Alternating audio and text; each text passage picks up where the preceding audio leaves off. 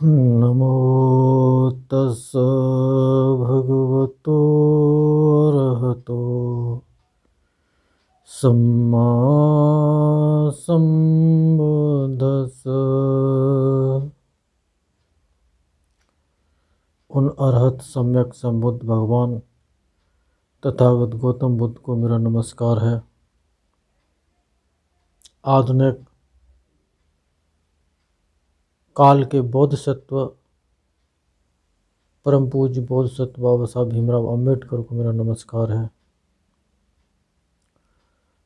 उन आचार्य और गुरुओं को मेरा नमस्कार है जिन्होंने मेरे आगे खोल देने वाला धर्म मुझे दिया। मित्रों, सभी मित्रों को सप्रेम नमो बुद्धा, जय भीम। बौद्ध भारत में आपका स्वागत है। संयुक्त निकाय भाग 1 का पुष्प वर्ग चल रहा है, उसमें 9वां सूत्र है नाभ सूत्र। भावना से आश्रमों का क्षय। श्रावस्ती जैतवन। विक्षु जान और देखकर मैं आश्रमों के क्षय का उपदेश करता हूँ, बिना जाने और देखे नहीं। जो कुछ भगवान ने चित्त की परिशुद्धि का जो रास्ता बताया है, जहाँ पर जाकर के सारे दुखों का अंत हो जाता है, उसी अमृतमयी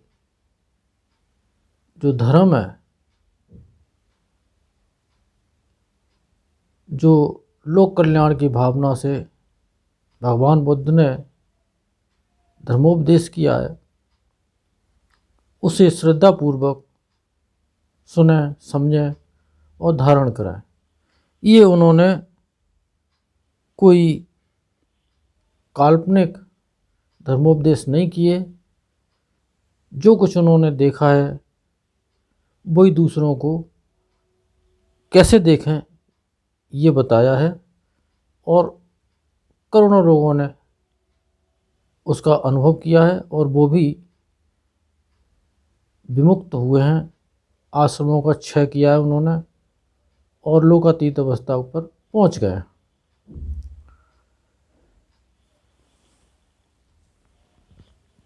भिक्षुओं, जान और देखकर आश्रमों का क्षय होता है।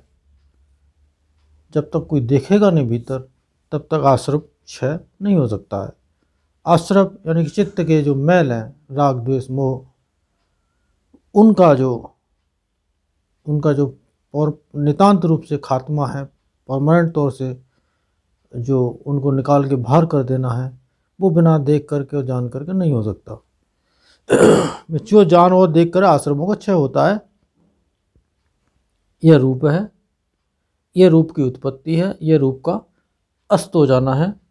यह वेदना है, संज्ञा है, संस्कार है, विज्ञान है, यह उसकी उत्पत्ति है और यह उसका अस्त हो जाना है।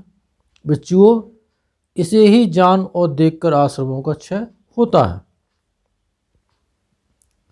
भिक्षुओं, भावना में लगे हुए भिक्षु को ऐसी इच्छा उत्पन्न होती है, अरे मेरा चित्त उपादान से रहित हो, आश्रमों से मुक्त हो जाए, किंतु ऐसा नहीं होता। सो क्यों? कहना चाहिए कि उसका अभ्यास नहीं जमा है। किसका अभ्यास? 4 स्मृति प्रस्थानों का अभ्यास।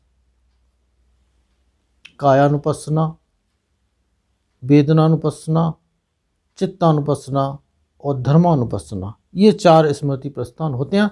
इनका ठीक से अभ्यास नहीं किया है, ठीक से अभ्यास नहीं लगा है, नहीं जमा है तो, और 4 सम्यक प्रधानों का अभ्यास, 4 रिद्धि पादों का अभ्यास, 5 इंद्रियों का अभ्यास, 5 बलों का, 7 बोधि अंगों का और आर्य अष्टांगिक मार्ग का।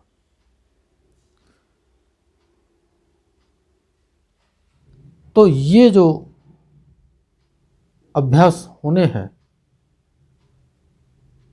कहीं एक जगह से शुरू कर देंगे और धीरे धीरे करके सारा क्षेत्र उसी तरह से दिखता हुआ चला जाता है। भिक्षुओं, जैसे मुर्गी को 8, 10 या 12 अंडे हैं, मुर्गी उन अंडों को न तो ठीक से देखभाल करे और न ठीक से सेवे। उस मुर्गी के मन में ऐसी इच्छा हो, मेरे बच्चे अपने चंगुल से या चोंच से अंडे को फोड़कर कुशलता से बाहर चले आवें, तब ऐसी बात नहीं हो। सो क्यों? क्योंकि मुर्गी ने उन अंडों को न ठीक से देखा वाला और न ठीक से सेवा।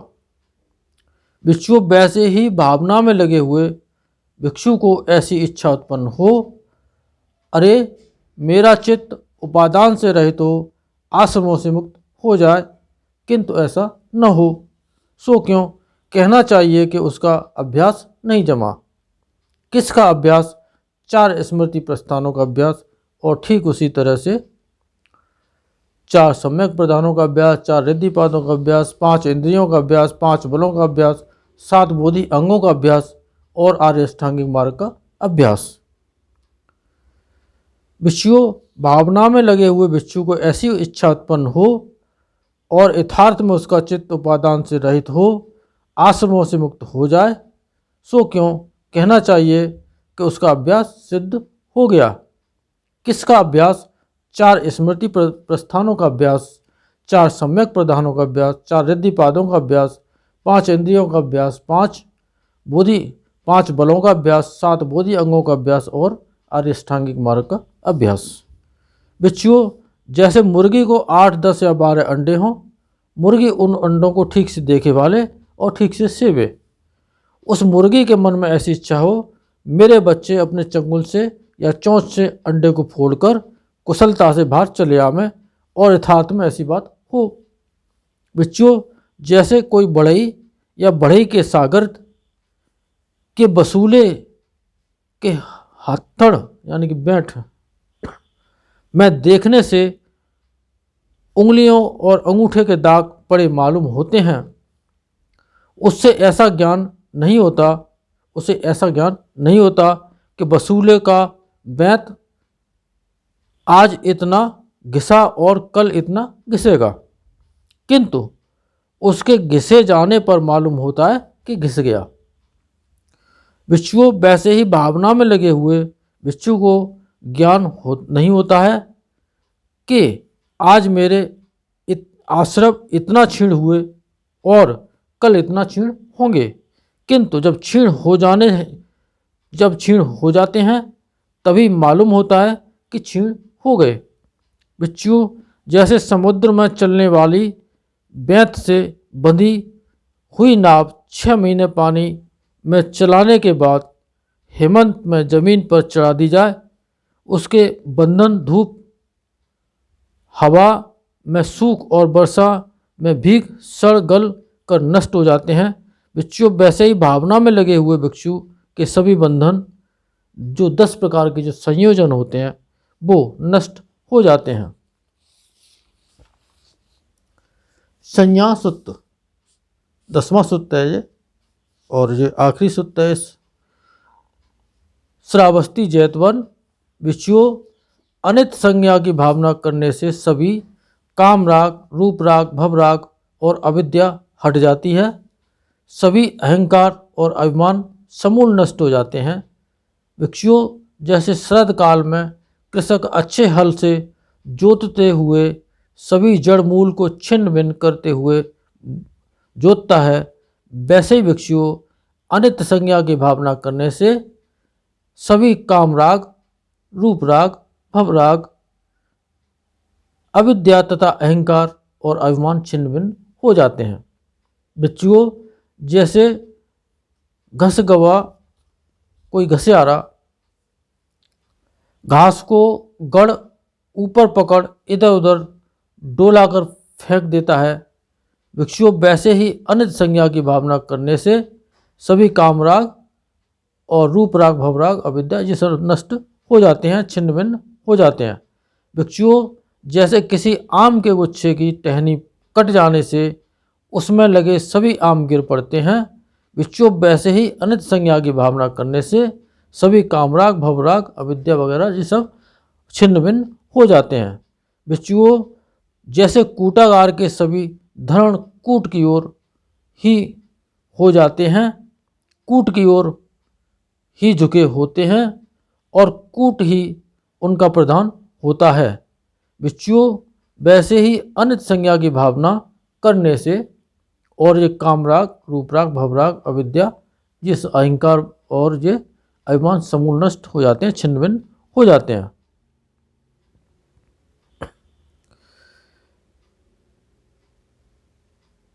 बिच्छुओं सभी सार गंधों में लालच चंदन उत्तम समझा जाता है।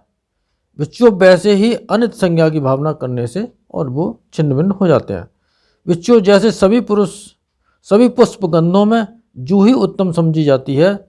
बिच्छुओं वैसे ही अनित संज्ञा की भावना करने से बिच्छुओं जैसे छोटे मोटे राजा सभी चक्रवर्ती राजा के अधीन रहते हैं और चक्रवर्ती राजा उनका प्रधान समझा जाता है। वैसे ही अनित संज्ञा की भावना करने से बिच्छुओं जैसे सभी ताराओं का प्रकाश चंद्रमा के प्रकाश का 16वां हिस्सा भी नहीं होता है और चंद्रमा ताराओं में प्रधान माना जाता है। बिच्छुओं वैसे ही अनित संज्ञा की भावना करने से बिच्छू जैसे शरद काल में बादलों के हट जाने से आकाश के निर्मल हो जाने पर सूर्य उगकर आकाश के सभी अंधकारों को हटा चमकाता है, तपता है और शोभित होता है। बिच्छू वैसे ही अनित संज्ञा की भावना करने से सभी कामराग, रूपराग, भवराग, अविद्या हट जाती है, सभी अहंकार और अभिमान समूल नष्ट हो जाते हैं। बिच्छू अनित संज्ञा की कैसे भावना और अभ्यास करने से सभी कामराग, भवराग और ये रूपराग समूल नष्ट हो जाते हैं। वह रूप है, यह रूप की उत्पत्ति है, यह रूप का अस्त हो जाना है, यह वेदना है, संज्ञा है, संस्कार है, विज्ञान है। इस तरह से ये उनकी उत्पत्ति है और ये उनका अस्त हो जाना है और ये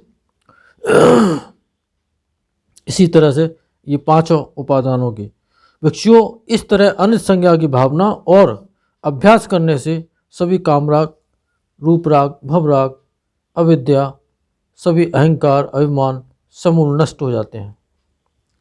पुष्प वर्ग समाप्त होता है, मध्यम पर्णासक समाप्त होता है। इन सत्य वचनों से आप सबका मंगल हो, भला हो, कल्याण हो, संसार के सारे प्राणी सुखी हों। साधु साधु साधु।